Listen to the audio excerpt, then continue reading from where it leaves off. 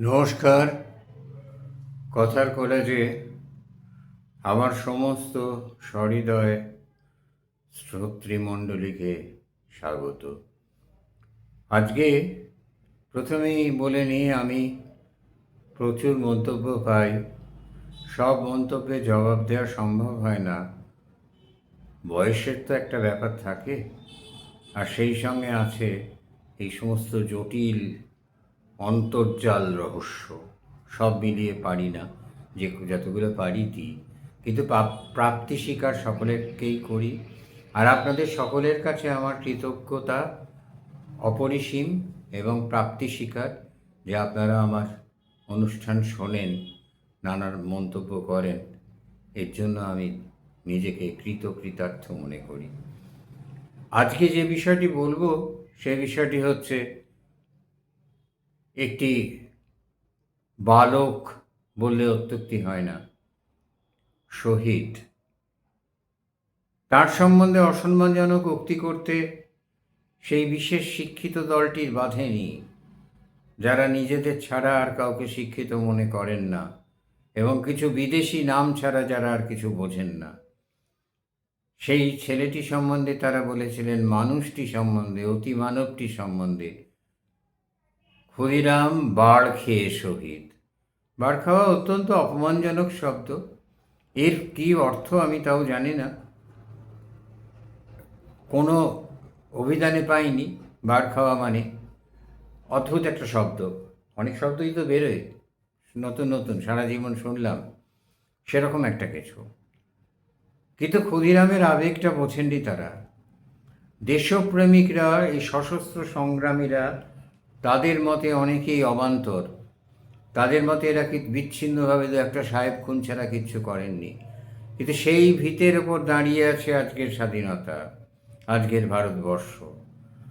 ক্ষুদিরাম, জানি না তিনি মানে ক্ষুদিরামকে যারা ভ্রান্ত বলেন, যারা বলেন যে বাড় খেয়ে, তারা তাহলে ওই দল শ্রী অরবিন্দকেও তাহলে সে একই কথা বলবেন। শ্রী অরবিন্দর মতো মানুষকে এই কথা বলার মতো স্পর্ধা তাদের আছে কিনা আমি জানি না। আছে তো বটেই, বলে তো।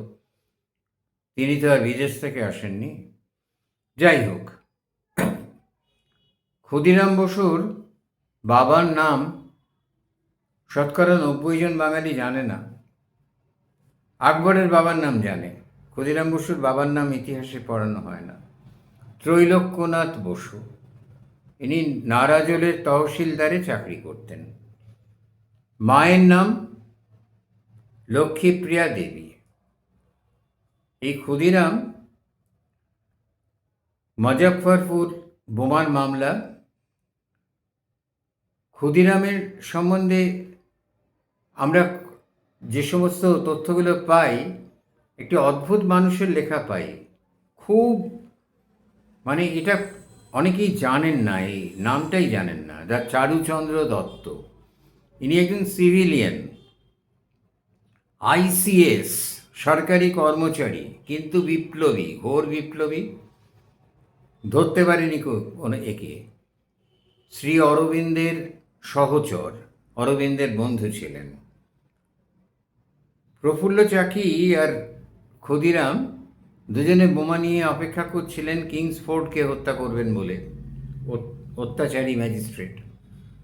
কিন্তু কিংসফোর্ডের সৌভাগ্য, বাংলার বিপ্লবীদের দুর্ভাগ্য, বাংলার দুর্ভাগ্য, যে সেদিন কিংসফোর্ডের গাড়িতে কিংসফোর্ড ছিলেন না, ছিলেন দুজন মহিলা। বোমায় তাদের মৃত্যু হয়। প্রফুল্ল চাকি আর ক্ষুদিরাম, প্রফুল্ল চাকি বাঁকিপুরের রাস্তা ধরেন, আর ক্ষুদিরাম রাস্তা ধরেন সমস্তিপুরের। ক্ষুদিরাম ঠিক রাস্তা নয়, বনাঞ্চল, জঙ্গল, তার গভীর জঙ্গল, তার মধ্যে দিয়ে হেঁটে দৌড়ে, কখনো একটু দাঁড়িয়ে গিয়ে কোনো রকমে তিনি পৌঁছে যান শহর অঞ্চলে। এবং সেখানে ক্ষুদিরাম একটি মুদির দোকান দেখতে পান। ওয়ার্নি স্টেশনের কাছে একটি মুদির দোকান দেখতে পান, এবং সেই মুদির দোকানের ঢুকে সেখানে গিয়ে তিনি তখন এত ক্লান্ত যে এক গ্লাস জল চাইবার ক্ষমতাও তার নেই। তিনি বেঞ্চি মতো একটা ব্যাপার ছিল বাঁশের, বসে পড়েন। তার ওই উদ্ভ্রান্ত পোশাক, বাঙালির পোশাক, সকলেই তার দিকে তাকায়, কিন্তু কেউ গ্রাহ্য করে না অতটা। আড্ডাধারী হঠাৎ বলে ওঠে, কথা ক্ষুদিরাম কান পেতে শোনেন, আলোচনা হচ্ছে ওই বোমা গাড়িতে ফেলার বিষয়টা নিয়েই, রটে গেছে খবর। এটা প্রায় 25 মাইল দূরের ঘটনা। তাতে একজন আক্ষেপে বলে উঠলেন, আরে কিংসফোর্ড তো মারা নেই, কিংসফোর্ড গাড়িতেই ছিল না, দুজন মহিলা মারা গেছেন।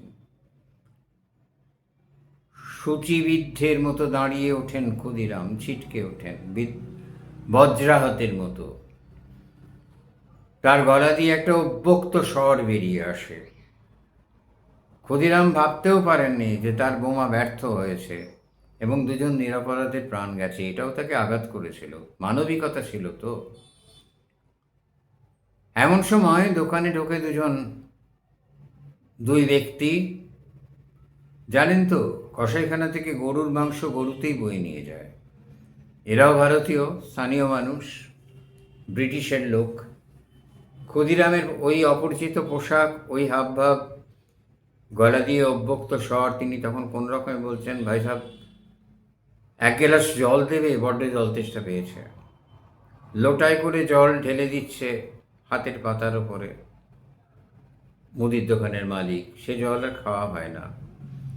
ওই দুই যমদূত দুপাশ থেকে জড়িয়ে ধরে ক্ষুদিরামকে।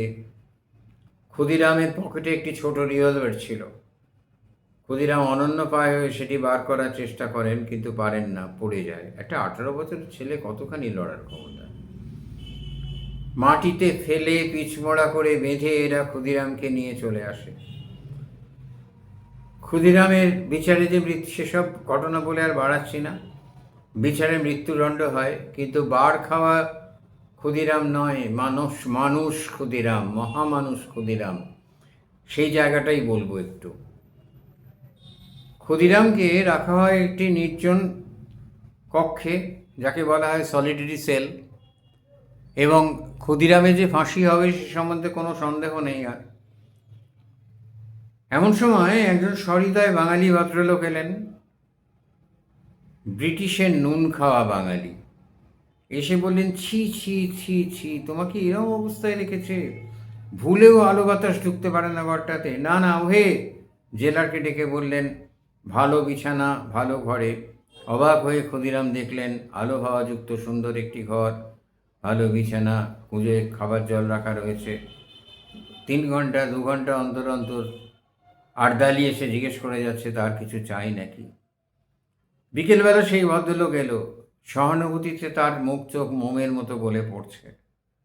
তিনি বললেন, ক্ষুদিরাম, জানো তো বারীন্দ্র কুমার বড় কাঁসা ছেলে, কাঁসা ছেলে। সে তোমার সম্বন্ধে সব বলে দিয়েছে, ধরা পড়েছে তো।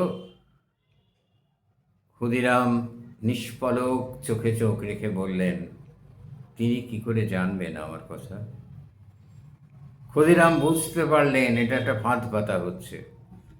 ভদ্রলোক আরও অনেকক্ষণ বসে এ কথা সে কথা গল্প করার পর বললেন, ক্ষুদিরাম, তোমার এই তো বয়স, এই তো ভোগের বয়স, কেমন অসুবিধার মধ্যে কেন থাকবে বাবা? মন খোলসা করে বলে দাও।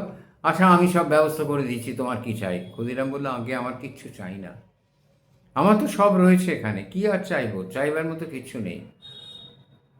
সেই রাত্রে ক্ষুদিরামের ঘরে কতখানি নীচতা দেখুন, মানে মানুষ কত নিচে নামতে পারে। আর সেই ক্ষুদিরামকে কত অপমানজনক উক্তি করতে পারে স্বাধীন দেশের একটি দল, যারা মনে করে তাদের থেকে শিক্ষিত আর কেউ নেই।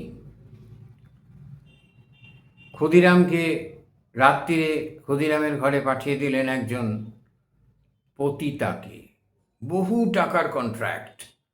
যদি ক্ষুদিরামের মুখ থেকে বার করতে পারো, বোমার মামলায় ধরা পড়েছে তো, অনেক কিছু জানে, যদি বার করতে পারো অনেক টাকারই নাও। ক্ষুদিরাম মেয়েটির কোনো ছলাকলার দিকে ফিরে তাকালেন না, দেয়ালের দিকে মুখ ফিরিয়ে বললেন, মা, মা, আমি ব্রহ্মচারী, জগতের সকল মেয়েই আমার মা। তুমি এসো, আমার কোনো সেবা তোমার করার নেই। সর্পাহতের মতো উঠে দাঁড়ালো তরুণী। চোখ জ্বলছে তার, নিঃশ্বাস ঘন হয়ে গেছে। ক্রোধে অনেক টাকারই নাম ফসকে গেল। ক্ষুদিরাম এক প্রকার হননি। ফাঁসির আগে তাকে জিজ্ঞাসা করা হয়েছিল, তোমার কি কিছু চাই? ক্ষুদিরাম হেসে বলেছিলেন, ফাঁসি যাওয়ার আগে যদি একটু মা চতুর্ভুজার প্রসাদ পাই। স্নান করে শুদ্ধ বস্ত্রে ক্ষুদিরাম ফাঁসির মঞ্চে গিয়ে দাঁড়ান। তারপরের ঘটনা তো ইতিহাস। ক্ষুদিরামের পক্ষে যারা চেষ্টা করেছিলেন অনেক ক্ষুদিরামকে দিয়ে বলাবার, ক্ষুদিরাম রাজি হননি। না, বার খেয়ে নয়, দেশাত্মবোধের জন্য। যারা টাকার জন্য রাজনীতি করে, যারা বিদেশ থেকে টাকা এসে তাদের হয়ে কথা বলে, তারাই এই দেশাত্মবোধকে বুঝবেন না। মৃত্যুর পর, ফাঁসির পর ক্ষুদিরামের পরিত্যক্ত কক্ষে পাওয়া গেল দুটো জিনিস, একটি গীতা আর একটি গীতাঞ্জলি। এই হলো ক্ষুদিরামের ঘটনা। সবটুকু ঘটনা আমরা ইতিহাসে পাই না, দু এক লাইন পাই। আমরা আকবরের বাবার নাম জানি, ক্ষুদিরামের বাবার নাম জানি না। জানতে হবে, জানতে হবে আমাদের স্বাধীনতার ইতিহাস, আমাদের পূর্বজদের ইতিহাস জানতে হবে। নমস্কার।